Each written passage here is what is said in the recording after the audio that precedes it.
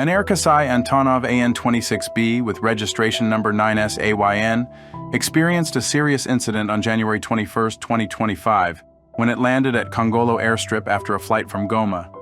The right main landing gear collapsed during the landing, causing the aircraft to veer off the runway. It eventually came to a stop on soft ground, which resulted in the right engine catching fire.